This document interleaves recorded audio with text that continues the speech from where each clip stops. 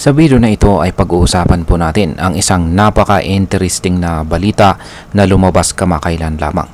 At ito po ay tungkol sa cryptic pero nakakagaan na loob na mensahe mula po sa Chief Technology Officer or CTO ng Ripple na si Ginong David Schwartz. Habang sabay-sabay na bumabagsak ang mga global stock markets at pati na rin ang buong crypto market ay kasalukuyang dumaranas ng crash, ay may ibinahagi po itong si Ginong Schwartz na tinatawag niyang good news or magandang balita. Pero teka, paano po naging good news ang market crash? Kaya sa video na ito ay pag-uusapan po natin ang buong konteksto ng balita, ang koneksyon nito sa tinatawag na inverse Kramer theory at ang epekto ng trade war sa global economy, at higit po sa lahat ay kung ano po ang ibig sabihin nito para sa atin bilang mga Pinoy crypto enthusiast. At ayan, bago po tayo magpatuloy ay pakibasa na lamang po ang disclaimer dito sa ibaba ng ating screen. At ang ating nakikita rito, ayan, na may matamis na ngiti ay walang iba kundi ang Ripple CTO na si Ginoong David Schwartz. Kaya, ayan, ngayon ay simulan na po natin kung ano po ang kanyang sinabi dito.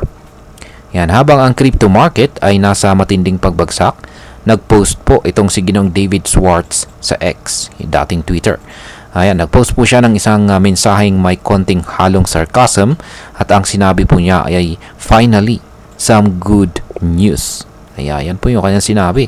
Sinabi niya na sinabi po niya ito bilang tugon sa babala na maaring magkaroon ng panibagong market crash na parang katulad ng tinatawag na Black Monday na naganap noong taong 1987. Yan, ngunit teka, bakit ito good news or bakit po ito magandang balita? Ang paliwanag po ni Ginoong Schwartz ay may kinalaman sa kung sino ang nagbigay ng babala. Yan, at yan po ay walang iba kundi si Ginoong Jim Cramer. Isa po siyang kilalang stock market personality sa US na madalas na mapanood sa CNBC. Yan, at ang sagot ni Ginong Schwartz ay Cramer hasn't gotten a prediction right since 2009. Ibig sabihin ay kung si Cramer ang nagsabi na babagsak ang market, baka baliktad ang mangyari. Dito po papasok ang konsepto ng inverse Kramer. Ayan, ano nga ba ang inverse Kramer theory?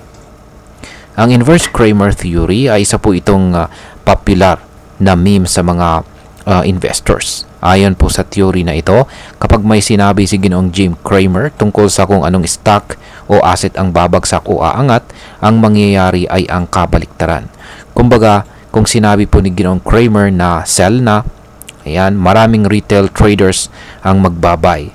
Parang kontra pelo investing. Ayan.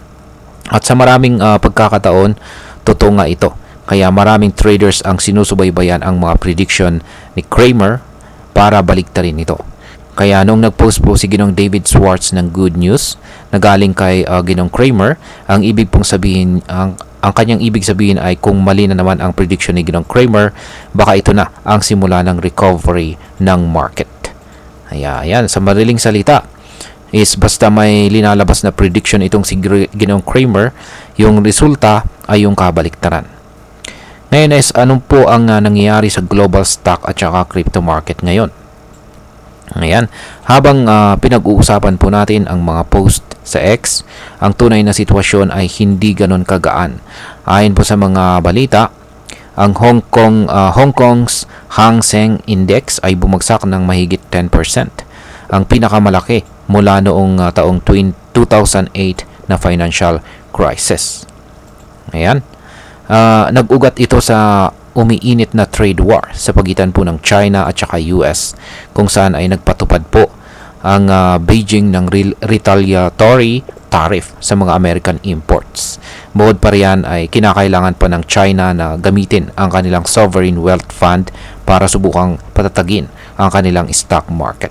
At syempre, hindi rin nakaligtas ang crypto market sa pagbagsak na ito. Si Bitcoin ay bumaba po ng halos 7%, habang si Ethereum, XRP at iba pang mga altcoins ay bumagsak din.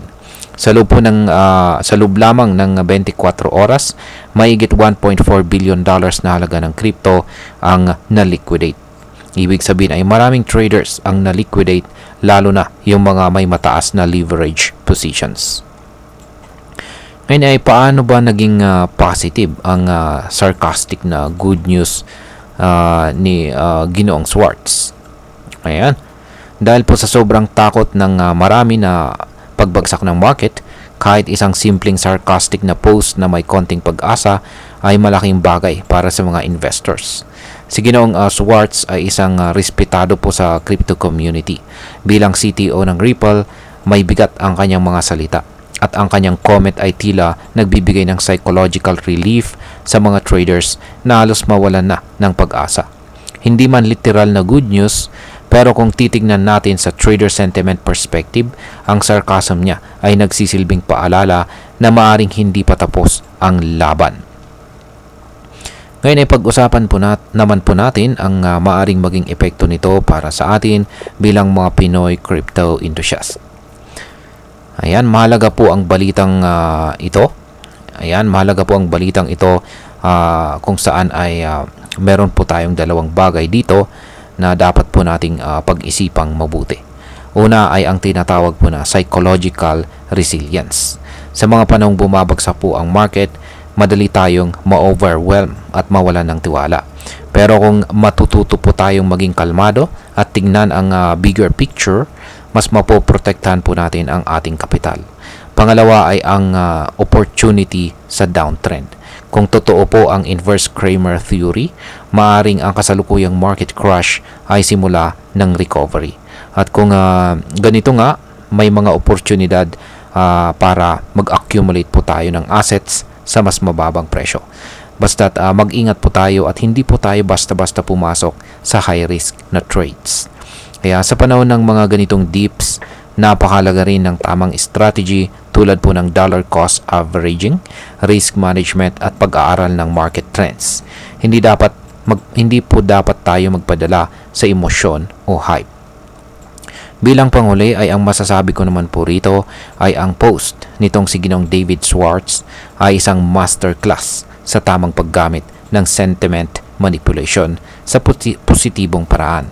Sa panahon po ng matinding takot, kahit isang sarcastic na joke ay pwede pong magpagaan ng loob ng libo-libong tao.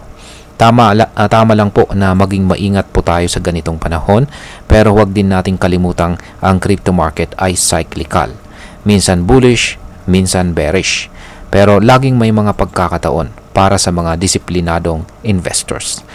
Kaya, ayan, para sa mga ka-crypto natin dyan, na nag-i-invest ay manatili po tayong mapanuri. Mag-research po tayo ng mabuti at wag po tayong padadala sa fear o hype. Alalahanin natin na kahit sa gitna ng market crash ay may mga hidden signals pa rin ng pag-asa tulad po ng sarcastic na good news na ito. At ayan, hanggang dito na lamang po tayo sa video na ito mga ka-crypto. Marami pong salamat sa panonood. Ingat po tayo lagi at God bless po sa ating lahat.